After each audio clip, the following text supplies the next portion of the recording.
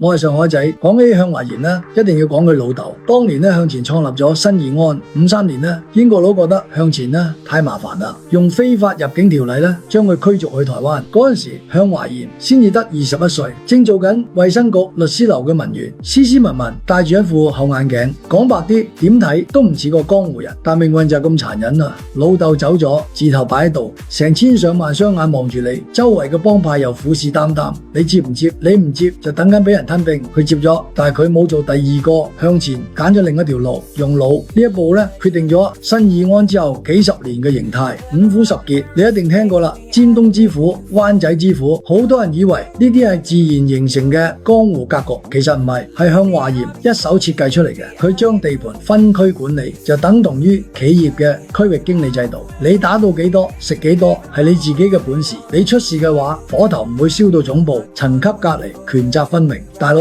永遠唔會直接落指令叫人劈友，呢度玩法令新義安唔再係一盤鬆散嘅聯盟，反而變成一間組織嚴密嘅公司。所以你會見到一個好反差嘅畫面，街頭刀光劍影，腥風血雨，但係龍頭就坐喺寫字樓，喺冷氣房入邊批文件。呢個就係向華賢最可怕亦都最成功嘅地方。87年嘅龍頭案係佢人生嘅分水嶺，警方發動愚人節行動，向華賢被警方臥底舉報，同埋10個高層一齊被捉，罪名叫三合會高層管理非法組織，仲加埋勒索。佢最初被判咗8年，點知誰能想到佢個仔向展偉喺英國讀完法律翻嚟，做咗律師，直接加入老豆嘅辯護團，一點一滴挑證據入邊嘅漏洞，最後上訴成功。向華賢淨係實際坐咗22個月監就出獄。向華賢出獄之後變得更加低調，甚至變咗個隱形人。佢下定決心要帶新義安轉型，將幫你嘅事慢慢交俾個仔打理，自己退到幕後，偏門生意亦都慢慢收縮，開始專注